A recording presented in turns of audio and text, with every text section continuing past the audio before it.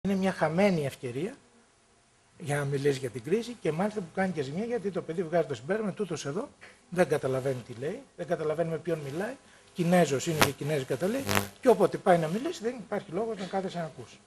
Έτσι. Δηλαδή κάνεις και ζημιά αντί για καλό. Άρα στα παιδιά πρέπει να μιλάμε με έναν τρόπο που να ταιριάζει στον δικό τους κόσμο.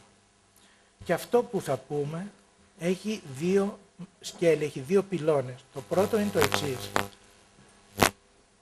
Ότι ζούμε σε έναν κόσμο σκληρό, άνισο και άδικο. Αυτό πρέπει να το μάθουν τα παιδιά με τον τρόπο που ταιριάζει σε κάθε ηλικία παιδιού και θα σας πω παρακάτω ποιος είναι αυτός ο τρόπος. Αλλά είναι απαραίτητο όχι μόνο για λόγους ρεαλισμού. Καλύτερα να ξέρεις πώς είναι ο κόσμος παρά να μην ξέρεις που λέει ο λόγος, αλήθεια είναι. Ούτε μόνο για να μην ζουν μέσα σε ένα παραμύθι που αύριο θα σπάσουν τα μούτρα τους με πολύ δυσάρεστο τρόπο όταν βρεθούν μπροστά στην πραγματικότητα. Αλλά και για ένα πρόσθετο λόγο που αφορά ιδίως τα παιδιά.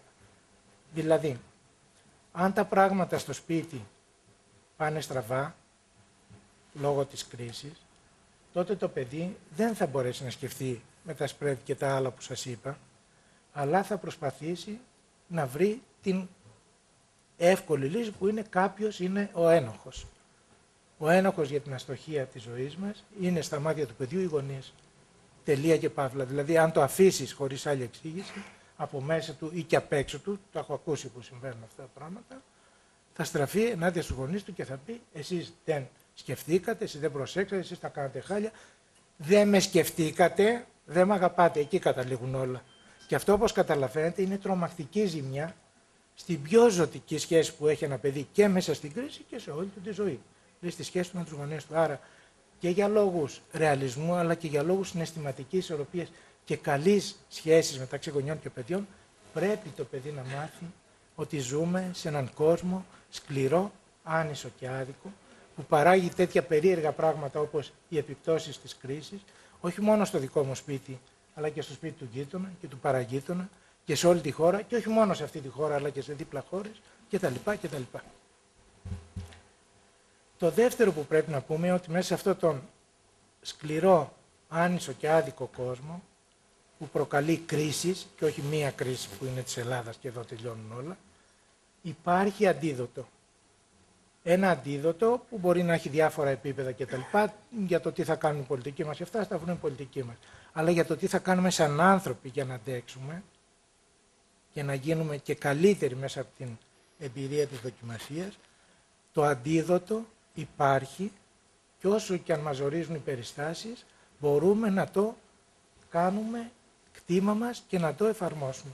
Το αντίδοτο αυτό για μένα έχει πολύ συγκεκριμένα συστατικά. Είναι τα εξής. Πρώτον, η ανθρώπινη σχέση.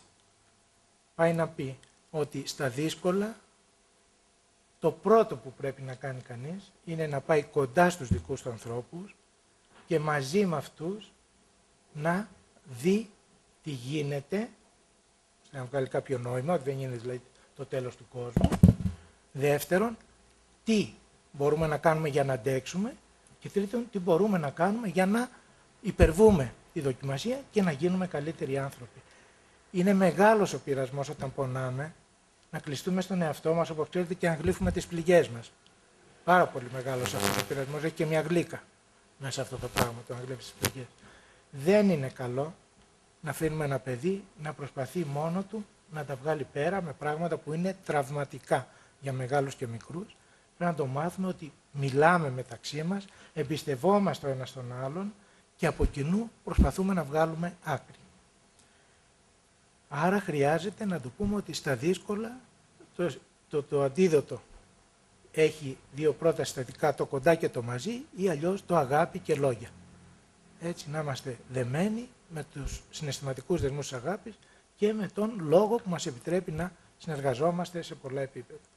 Το δεύτερο συστατικό είναι το ανοιχτό μυαλό, δηλαδή ο πόνος και η δυσκολία έχει την κακή συνήθεια να εστιάζει όλη την προσοχή μας στο σημείο που πονάει.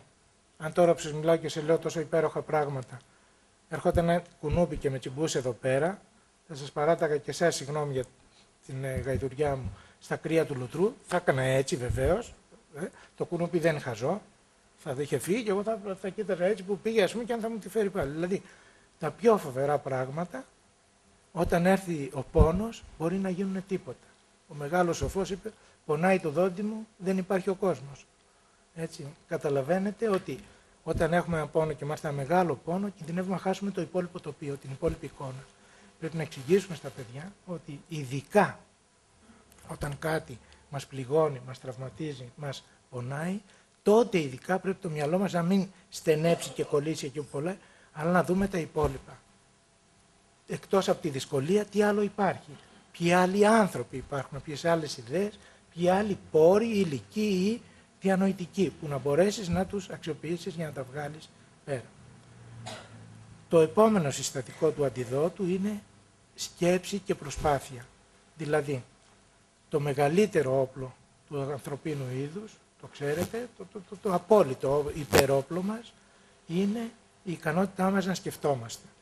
Γι' αυτό και κατάφερε το είδος μας να γίνει, για το καλύτερο, για το χειρότερο θα έλεγε ίσως κάποιος, το κυρίαρχο είδος σε αυτό το πλανήτη.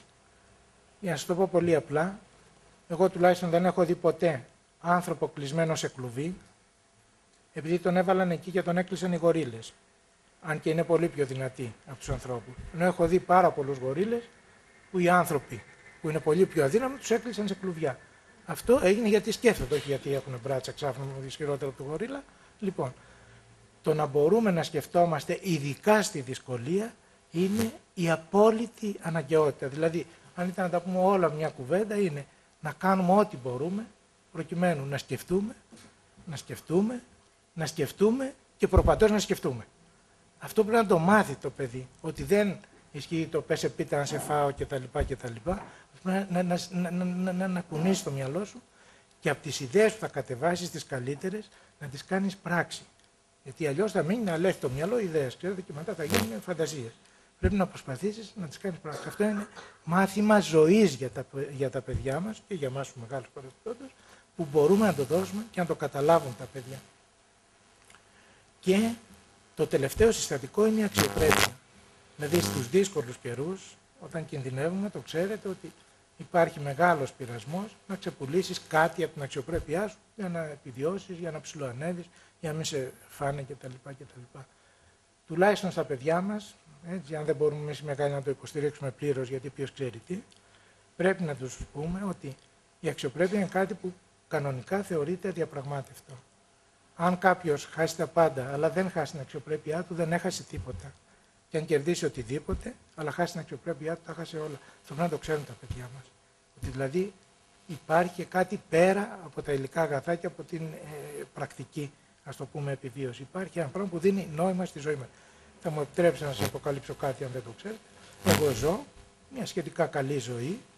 Γιατί δεκάδες άνθρωποι απευθύνονται σε μένα, επειδή για να ανέβουν ένα δρόμο στη ζωή, χρειάστηκε να κάνουν υποχωρήσεις και συμβασμούς ως προς αυτό που εν τέλει καταλήγει στον αυτοσεβασμό τους και στην αξιοπρέπειά τους. Αυτό το πράγμα τα λέει όλα. Έτσι λοιπόν, αυτά είναι τα συστατικά του τι λέμε στο παιδί και με αυτά μπορεί το παιδί να πορευτεί. Μπορεί να τα χωνέψει το παιδί. Πιστεύω πως ναι, και θα σας θυμίσω ένα περιστατικό που ορθότατα έκανε το γύρο της Ελλάδας και ίσως και παραπέρα, δεν ξέρω. Είναι το τι έκαναν τα παιδιά στα δομένικα της Αχαΐας. Θυμάστε που ήταν ένα λύκειο, είχαν μαζέψει αγόρια κορίτσια τα λεφτά για τη μεγάλη στιγμή της πενταήμερης εκδρομής και στην Πάτρα υπήρξε ένα παιδί που χρειαζόταν μια εγχείρηση, δεν είχε λεφτά το παιδί να εκκρίσει και τα παιδιά φιλοτιμήθηκαν. Θέλω να πιστεύω ότι και οι δάσκαλοι τους έβαλαν κάπου το χέρι του, αλλά τα παιδιά μπόρεσαν και το υποστήριξαν στο τέλος αυτό το πράγμα. Είπανε δεν θα πάμε εκδρομή, θα δώσουμε αυτά τα χρήματα για να κάνει την επέμβαση ο ανήμπορος συμμαθητής μας, που δεν τον ξέραν οι περισσότεροι, ήταν σε άλλη πόλη, δεν ήταν ακριβώς εκεί. Ήρθαν μετά δύο εταιρείες τοπικές και είπανε παιδιά, για να σας συγχαρούμε, σας δίνουμε τα λεφτά που δεν κρατήσατε και τα δώσατε για το παιδί, μπράβο σας κτλ. Να πάτε την εκδρομή σας. Τα παιδιά πήραν τα λεφτά, δεν είναι και κορόιδα, και είπανε αυτά τα λεφτά δεν θα τα κάνουμε εκδρομή πενταήμερη, θα πάμε μια μέρα εκδρομή και θα δώσουμε όσα χρειάζονται για την αποκατάσταση. Ήταν νευρολογική υπάθεση του παιδιού κτλ. Και πρέπει να κάνει μετά φυσιοθεραπείες και άλλα πράγματα. Βλέπετε λοιπόν πώς τα παιδιά μπορούν να σταθούν στο ύψος των περιστάσεων και πολύ μεγάλο ύψος θέλω να πω και να ακούσουν το τι είναι ο σωστός δρόμος σε αυτές τις ιστορίες. Δεν είναι δηλαδή λόγια που θα τα λέμε εμείς μεγαλύτερα πάνε χαμένα, θα τα ακούσουν και μπορούν να τα κάνουν πράξη με τρόπο που να μας διδάξουν και εμάς που πολλές φορές δεν πιστεύουμε πια σε μεγάλες ιδέες. Τέλος υπάρχει το ερώτημα πώς τα λέμε αυτά που λέμε για να πιάνουν τόπο, όχι στο μυαλό ενός μεγάλου που θέλει να ακούσει το καλό επιχείρημα, αλλά στον κόσμο του παιδιού, όπου βασιλεύει κακά τα ψέματα, το συναίσθημα και η φαντασία. Λοιπόν, αυτό που πρέπει να κάνουμε είναι το εξής. Πρώτον, θα μιλάμε στη γλώσσα που καταλαβαίνει κάθε παιδί ανάλογα την ηλικία του και το περιβάλλον στο οποίο έχει μεγαλώσει. Δηλαδή δεν μπορείς να λες λέξεις δύσκολες και άγνωστες σε ένα παιδί μικρό. Πρέπει να βρεις άλλο τρόπο να το πεις. Δεν μπορείς να λες τριφτά επιχειρήματα σε ένα παιδί που ακόμη δεν έχει εμπειρία του κόσμου. Δηλαδή όταν έρθει η ώρα να συζητήσουμε για το χρήμα, πώς θα καταλάβει ένα παιδί 6-7 χρονών, 8, 9, 10, τι είναι το χρήμα. Ένας είπε το χρήμα είναι πας στο ATM και βγάζει λεφτά. Και ρώτησε τον μπαμπά του, γιατί μπαμπά, αφού του είπε ο μπαμπάς, δεν έχουμε λεφτά, πρέπει μια σπορά αυτό που μου ζητάς, το κλασικό έτσι που έργεσαι παιδί. Και γιατί δεν πας στο ATM να βγάζει λεφτά. Και τάχασε ο άλλος. Τάχασε, γιατί αν καθίσετε και το σκεφτείτε, πώς να του το πει δηλαδή, ότι ξέρεις για να πάρεις λεφτά από το ATM, πρέπει να έχεις βάλει λεφτά στο λογαριασμό της τραπέζης. Για να έχεις βάλει λεφτά στο λογαριασμό της τραπέζης, πρέπει να σου έχει δώσει ο εργοδότης σου, ήταν μισθωτός. Για να σου έχει δώσει ο εργοδότης σου, πρέπει να έχεις δουλειά. Εγώ είχα δουλειά μέχρι προχθές, αλλά τώρα δεν έχω. Μεγάλος είσαι και αρχίζεις σιγά σιγά να τα χάνεις. Ξέρετε, γιατί αρχίζει το κορδόν και πάει μακριά. Αν προσπαθείς να τα πεις όλα αυτά σε ένα παιδί, είναι πολύ πιθανό να τα καταλάβει. Κάπως αλλιώς πρέπει να τα πεις. Όταν συμβούλεψα, γιατί μου το έκανε ερώτημα έτσι, σε μια κουβέντα καλή ώρα, σε αυτή που κάνουμε απόψε, και τι θα έλεγες σε αυτό. Αντί να προσπαθείς να το εξηγήσεις. Αυτό ήταν 6-6,5 χρονών το παιδί. Το τι γίνεται με το ATM και όλο το μηχανισμό του τραπεζικού και της μισθωτής εργασίας από πίσω, του λέω θα μπορούσε να του πείτε, για παράδειγμα, βρες ό,τι άλλο θέλεις, ότι θυμάσαι την ιστορία με τον Αλή Μπαμπά. Τι θυμάμαι. Θυμάσαι που έπρεπε να έχει ένα κωδικό να πει στου Σάμι άνοιξε. Ναι, αλλάξαν του κωδικούς και δεν μας δώσαν ακόμα κάτι. Αυτό το παιδί μπορεί να το καταλάβει χωρίς να τα βάλει με τον πατέρα. Γιατί το ερώτημα, προσέξτε, γιατί δεν πας στο ATM να βγάλεις λεφτά, μεταφράζεται, δηλαδή αδιαφορείς και δεν πας στο ATM, δεν με αγαπάς αρκετά και δεν με κοιτάς και δεν ακούς αυτά που σου λέω. Δηλαδή είναι αυτό που σας είπα ότι δεν πρέπει να συμβεί. Να ενοχοποιείς το γονιό του ότι από αδιαφορία και ελληματική αγάπη δεν του παρέχει αυτά τα πράγματα. Λοιπόν, βρες έναν τρόπο, ανάλογα την ηλικία, να δώσεις κάτι που μιλάει στον κόσμο του παιδιού, στις αναφορές του παιδιού, που μπορεί να χωρέσει μες στην ψυχή του παιδιού. Άρα, μιλάμε στο παιδί με τον ακόλουθο τρόπο. Πρώτον, στη γλώσσα που του ταιριάζει. Δεύτερον, ακούγοντας τι λέει. Δηλαδή, όταν μας θέτει το ερώτημα το παιδί ευθέως ή πλαγίως, με τα μούτρα του, με τη στενοχωρία του, ότι τρώει το μολύβι και δεν μπορεί να κάτσει να διαβάσει κτλ. Γιατί απορροφά και αυτό τη στενοχωρία του παιδιού κτλ. Δεν θα μας το πει ευθέως, αλλά πρέπει να το καταλάβουμε. Ακόμη και αυτά που δεν είναι με λέξεις, πρέπει να τα ακούσουμε. Αλλιώς κινδυνεύουμε με την καλύτερη πρόθεση να κάνουμε απλώς εκπομπή. Δηλαδή, και τώρα θα ακούσετε η κρίση για παιδιά. Έτσι, πρώτα τραγούδια, ας πούμε, μετά 5 λεπτά αυτά που σας είπα, Μέρκελ κτλ. Μετά οι διαφημίσεις βεβαίως, ας πούμε, και μετά πάλι που είναι όλα χαμένα λόγια. Πρέπει πρώτα να ακούσεις, να καταλάβεις σε ποια συχνότητα είναι το παιδί σου και γνωρίζοντας τον κόσμο του παιδιού σου, γι' αυτό πρέπει πάντα να είμαστε κοντά στα παιδιά μας, να του δώσεις μια απάντηση στη γλώσσα και με τον τρόπο που καταλαβαίνει. Αυτό που θα πούμε πρέπει να μιλάει και στη λογική, πρέπει να μιλάει όμως και στο συναίσθημα και στη φαντασία.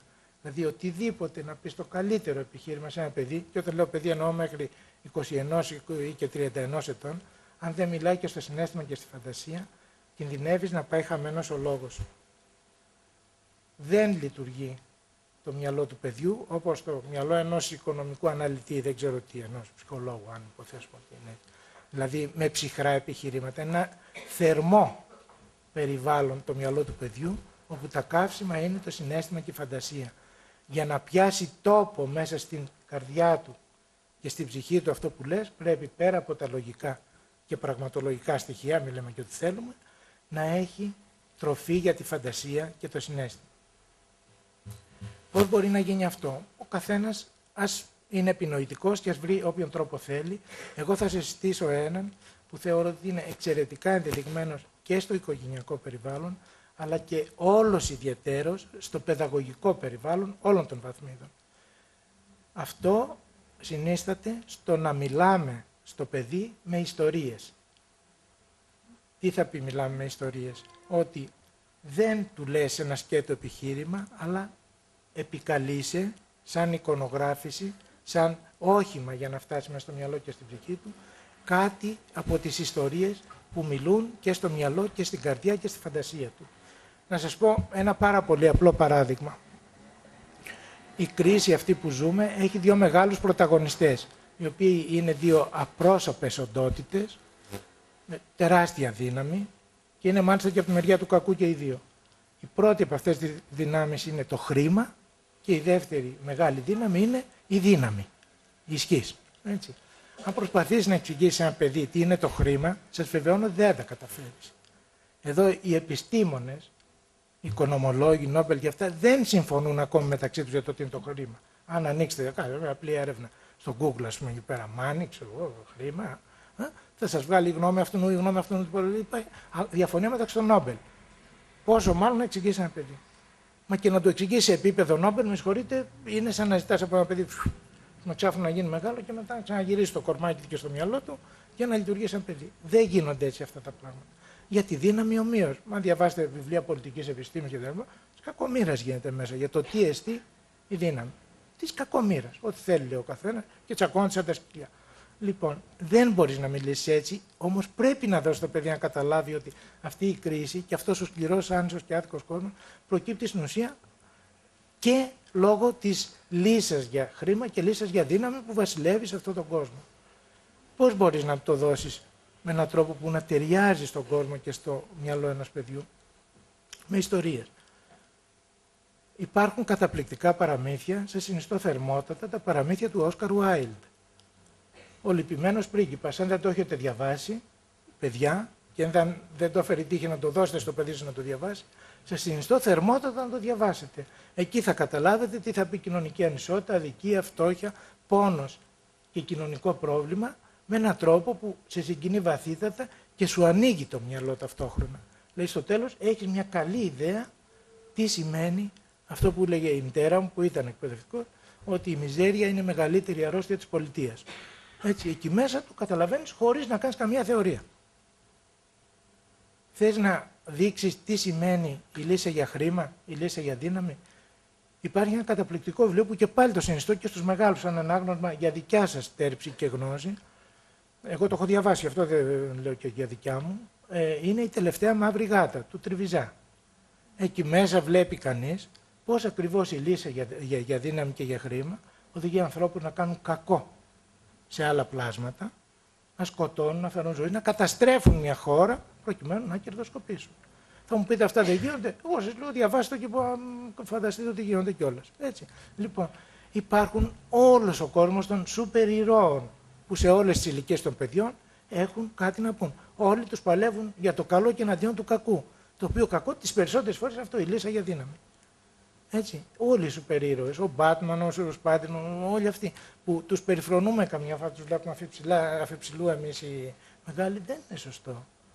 Μπορεί εμείς να τα ξέρουμε, αλλά αν θέλεις να μιλήσεις με το παιδί σου, καλύτερα να χρησιμοποιήσεις το παράδειγμα του Σπάιντερμαν παρά το επιχείρημα του Κρούκμαν. Σίγουρο θα πιάσει καλύτερα ο Σπάιντερμαν από τον Κρούκμαν.